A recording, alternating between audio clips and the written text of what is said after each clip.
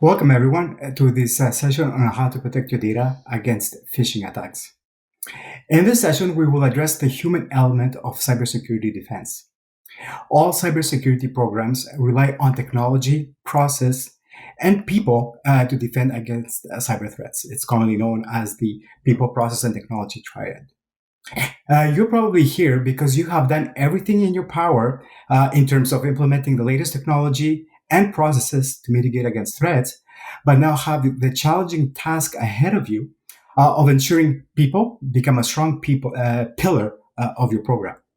Some survey data that we have show that individuals, commonly believe that technology alone could defend them against social engineering and cyber threats. And we all know that is not the truth. Social engineering and phishing attacks leverage technology to conduct an attack on the human element. 80% of all the cyber attacks are phishing and affect a majority of organizations across the globe. Phishing attacks don't know any physical boundaries. They could happen from anywhere and could target anywhere around the world. As you could see, majority of the breaches that have occurred were a result of phishing. And phishing messages, and especially email, are the number one way of delivering ransomware to organizations and users' computers. Also, what we have seen is that a majority of organizations, at least those that reported, have been targeted or have even become victims of phishing attacks. We actually believe that these numbers may be higher because not all organizations report the fact that they have been a victim of a phishing or a cyber incident. Also, what we have noticed is that with employees who are conduct a phishing simulation, 30% of the participants will click on a phishing email when it's the first time that they see a phishing simulation.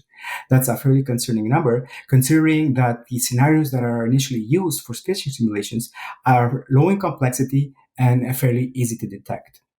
By low complexity, we mean that the number of indicators are very high, and the users should be able to recognize fairly easily that this is not a legitimate message, and they should not click on the specific links or provide any personal or password information on malicious websites.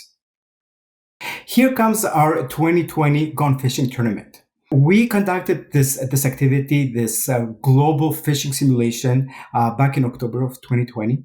And the goal of the tournament was to assess users' knowledge and users' behavior when it comes to detecting and properly acting when they see a phishing message.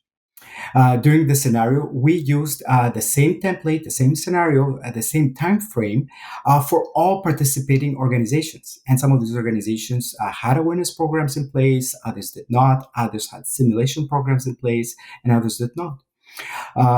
Also, the scenario that was used during this event was a scenario that based on real-world attacks. It was supplied by Microsoft Corporation, and it was selected by Terranova Security Leadership Team to be the scenario for this event.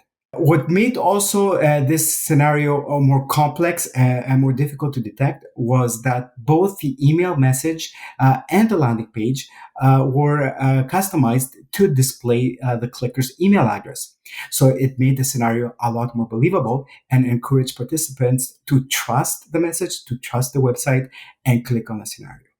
What is concerning is that this scenario was selected out of real-world attacks that the cyber criminals are using to target individuals. In the results, we saw that almost 20% out of the total participants clicked on the scenario, clicked on the link that they received in the email message. And that is very concerning, considering that means that 1 out of the 5 users believed the message itself and were willing to go to the next step by clicking on the link. This is to be expected because what we've noticed is that a lot of users do not believe that there is a risk associated with clicking on links. They tend to click on links a lot more freely because the actual risks associated with clicking on the link have never been communicated to them. Also, typically what we see is that the majority of those users who click tend to go to the full extent of the simulation or the attack and complete the scenario.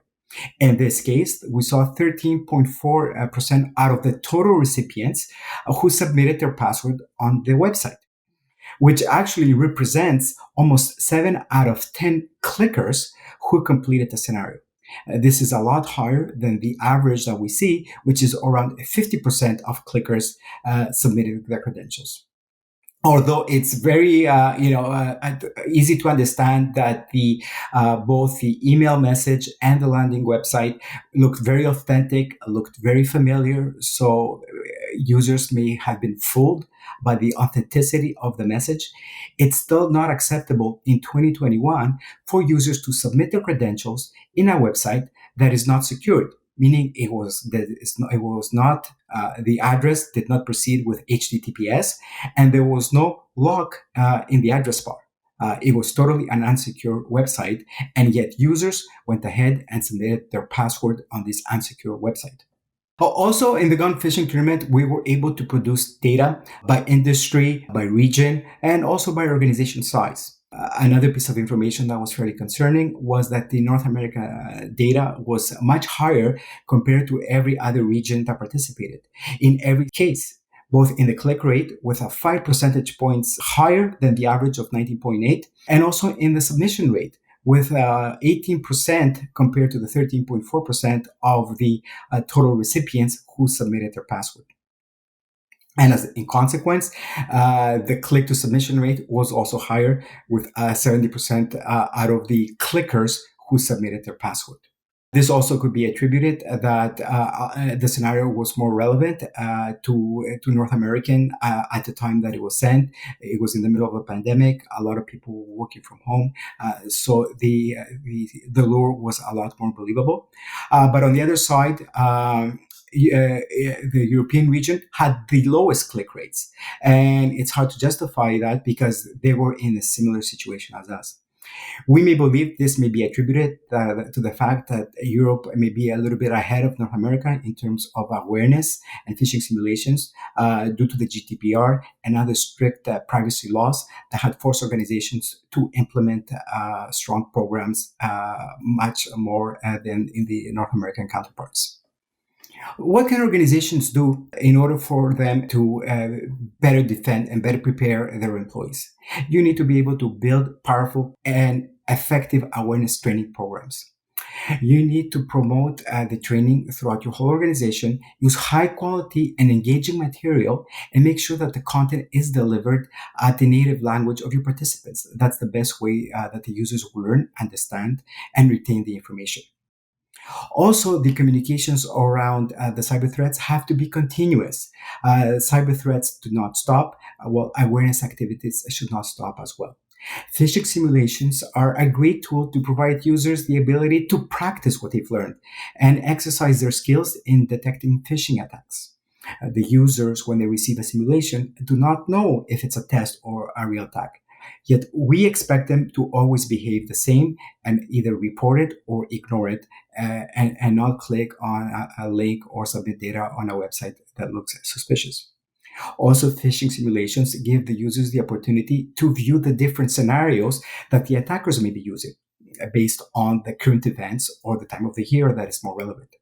So it's also very important to reinforce key messages throughout the year using different activities such as newsletters, bulletins, employee portals, desktops, or any other resource that you have available at your disposal to communicate these key messages. Do you want to learn how to build a winning security awareness program? Whether you have a program in place or want to improve what you already have, join us at the upcoming workshop to obtain strategies and tips on how to build an effective awareness program that enables your users to become part of your cybersecurity defense strategy. Thank you.